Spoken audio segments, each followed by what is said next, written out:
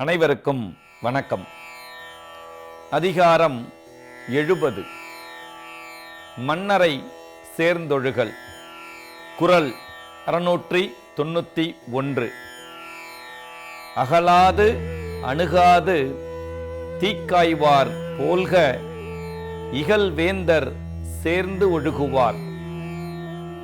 இதன் பொருள், நெருப்பில் குளிர் காய்கின்றவர் அகலாதும் அணுகாதும் இருப்பது போல மன்னர்களை சேர்ந்திருப்போர் அகன்று செல்லாமலும் அணுகி இருக்காமலும் நடந்து கொள்ள வேண்டும்.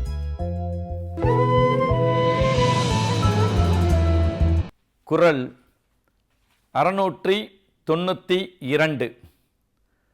மன்னர் விழைப விழையாமை மன்னரால் மன்னிய ஆக்கம் தரும்.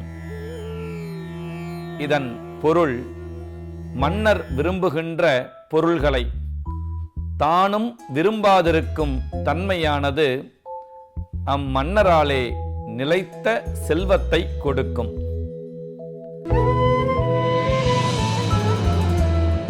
குறள் 693.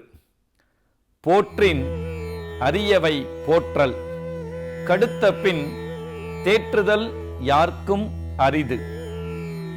இதன் பொருள், அரசரை சார்ந்தவர் தம்மை காத்துக்கொள்ள விரும்பினால் அரிய தவறுகள் நேராமல் காத்துக்கொள்ள வேண்டும். அரசன் சந்தேகப்பட்டு விட்டால் அவரை தெளிவிப்பது எவராலும் முடியாது. குறள் 694. செவி சொல்லும் சேர்ந்த நகையும் அவித்தொழுகல் ஆன்ற பெரியாரகத்து. இதன் பொருள், பெரியோர் முன்னால் பிறருடன் காதருகே மெல்ல பேசுவதையும் அவர்களுடன் சேர்ந்து சிரிப்பதையும் தவிர்த்துவிட வேண்டும். குறள் 695.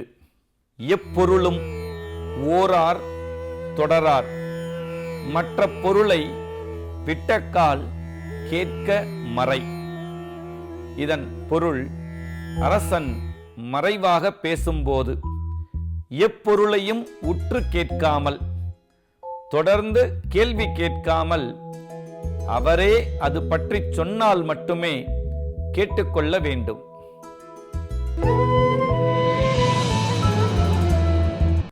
குறள் 696.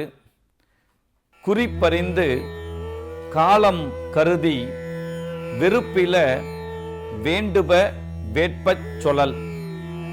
இதன் பொருள், அரசனிடம் குறிப்பறிந்து காலமறிந்து வெறுப்பு வராமல் அவன் விரும்புமாறு இனிமையாக சொல்ல வேண்டும். குறள் 697. வேட்பன சொல்லி வினையில எஞ்ஞான்றும் கேட்பினும் சொல்லா விடல். இதன் பொருள், அரசன் விரும்புகின்றவற்றை மட்டும் சொல்லி பயனில்லாதவற்றை அவரே கேட்டபோதிலும் சொல்லாமல் விட வேண்டும்.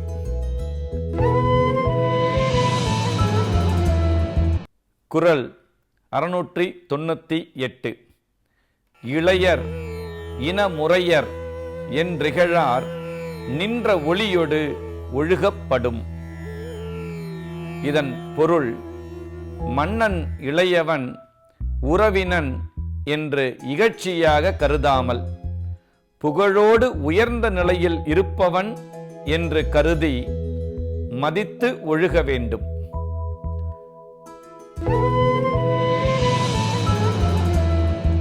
குறள் 699. கொளப்பட்டேம் என்றெண்ணி கொள்ளாத செய்யார் துளக்கற்ற காட்சியவர். இதன் பொருள், தெளிந்த அறிவுடையார் அரசனால் நாம் விரும்பப்பட்டோம் என்றெண்ணிக்கொண்டு தகுதியற்ற செயல்களை செய்ய மாட்டார். குறள் 700. பழையம் எனக் கருதி பண்பல்ல செய்யும் கெழு தகைமை கேடு தரும். இதன் பொருள், அரசருடன் நமக்கு நீண்ட நாள் பழக்கம் உண்டு என கருதி தகுதியல்லாதவற்றை செய்யும் உரிமை ஒருவருக்கு கெடுதியையே தரும். அதிகாரம் 71. குறிப்பறிதல். குறள் 701. கூறாமை நோக்க குறிப்பறிவான் எஞ்ஞான்றும் மாறாநீர் வையக்கு அணி. இதன் பொருள், ஒருவன் சொல்வதன் முன்பாகவே குறிப்பால் அவன் கருத்தை அறியக்கூடியவன் கடலால் சூழ்ந்த உலகத்திற்கு அணிகலன் ஆவான்.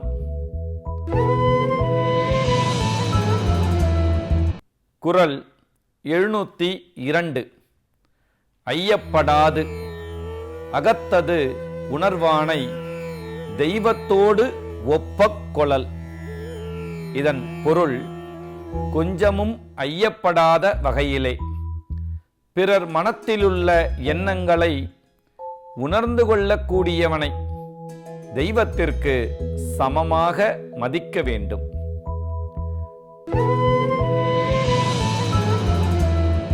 குறள் 703. குறிப்பின் குறிப்புணர்வாரை உறுப்பினுள் யாது கொடுத்தும் கொளல்.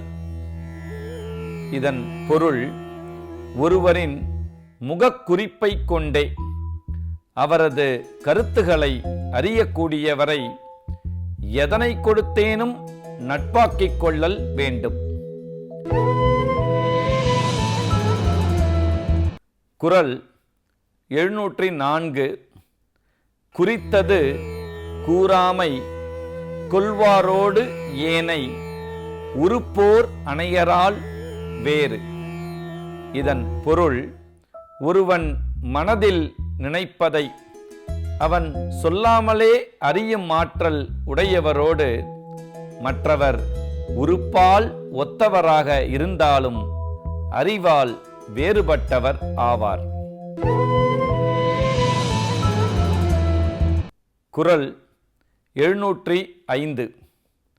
குறிப்பின் குறிப்புணராவாயின் உறுப்பினுள் என்ன பயத்தவோ கண்.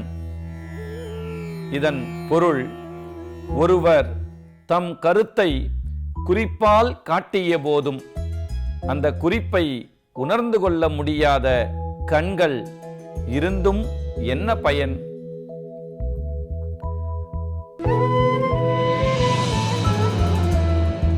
குறள் 706.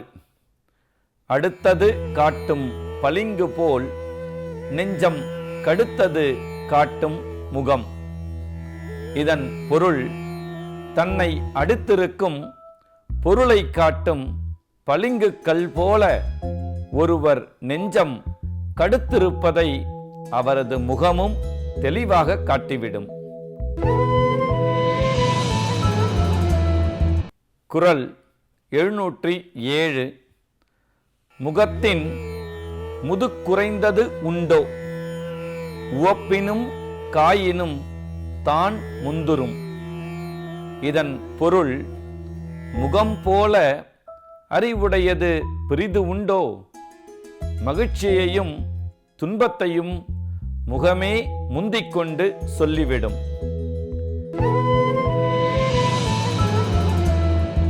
குறள் 708. முகம் நோக்கி நிற்க அமையும் அகம் நோக்கி உற்றது உணர்வார் பெறின். இதன் பொருள், மனத்தில் உள்ளதை உணர்ந்து கொள்ளும் திறமை இருப்பின் அவர் ஒருவரின் முகத்துக்கு எதிரில் நின்றாலே போதுமானது. குறள் 709. பகைமையும் கேண்மையும் கண்ணுரைக்கும் கண்ணின் வகைமை உணர்வார் பெறின். இதன் பொருள், பார்வையின் வேறுபாடுகளை புரிந்து கொள்ளக்கூடியவர்களை துணையாக பெற்றால் ஒருவரின் கண்களை பார்த்தே அவர் மனதில் இருப்பது நட்பா பகையா என்பதை கூறிவிடுவார்கள். குறள் 710. நுண்ணியம் என்பார் அளக்கும் கோல் காணுங்கால் கண் அல்லது இல்லை பிற. இதன் பொருள், நுட்பமானவற்றை அளப்பதற்குரிய கருவி கண்கள்தாம், வேறு இல்லை.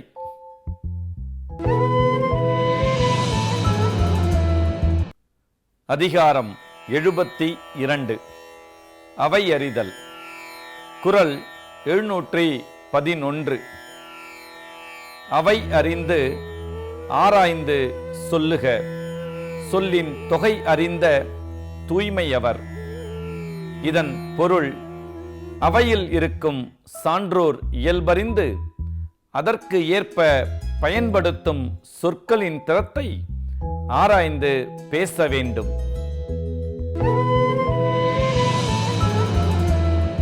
குறள் 712. இடை தெரிந்து நன்குணர்ந்து சொல்லுக, சொல்லின் நடை தெரிந்த நன்மையவர்.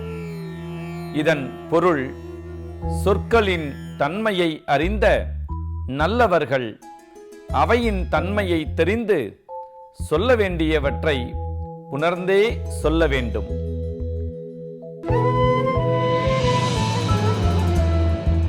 குறள் 713. அவை அறியார் சொல்லல் மேற்கொள்பவர் சொல்லின் வகை அறியார் வல்லதூம் இல். இதன் பொருள், அவையின் தன்மையை அறியாமல் பேசுபவர்களுக்கு அந்த சொற்களின் வகையும் தெரியாது, பேசும் திறமையும் கிடையாது. குறள் 714. ஒளியார் முன் ஒள்ளியராதல் வெளியார் முன் வான்சுதை வண்ணம் கொளல். இதன் பொருள், அறிவில் சிறந்தவர் முன் தானும் அறிவில் சிறந்தவராக நடக்க வேண்டும். அறிவில்லாதவர் முன் தாமும் வெண் சுண்ணாம்பு போல் அறிவில்லாதவராக காட்டிக்கொள்ள வேண்டும்.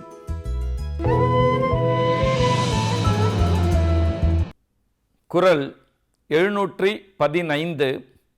நன்றென்றவற்றுள்ளும் நன்றே முதுவருள் முந்து கிளவாச் செறிவு. இதன் பொருள், நல்லது என்று சொல்லப்பட்ட எல்லாவற்றுள்ளும் நல்லது அறிஞர் அவையில் முந்திக்கொண்டு எதுவும் பேசாது அடக்கமாயிருப்பது. குறள் 716. ஆற்றின் நிலை தளர்ந்தற்றே வியன்புலம் ஏற்றுணர்வார் முன்னர் இழுக்கு. இதன் பொருள், அறிவார்ந்த புலமையுடையவர் முன் பிழையாக பேசுதல் தடுமாறி விழுதலை போன்றது. குறள் 717. கற்றறிந்தார் கல்வி விளங்கும் கசடற சொல் தெரிதல் வல்லார் அகத்து. இதன் பொருள், சொல்லுதலில் வல்லாரின் பெருமை பிழையற கற்ற அறிஞரவையில் சிறப்பாக விளங்கும்.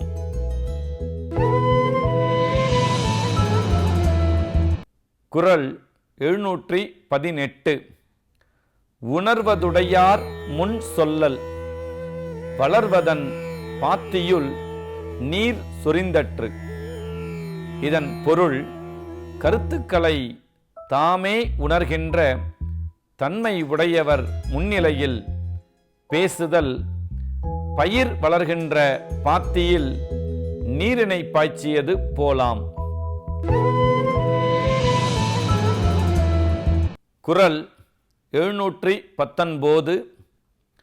புல்லவையுள் பொச்சாந்தும் சொல்லற்க நல்லவையுள் நன்கு செலச் சொல்லுவார்.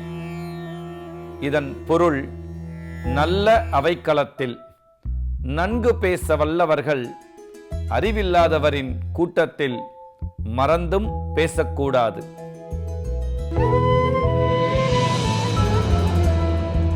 குறள் 720.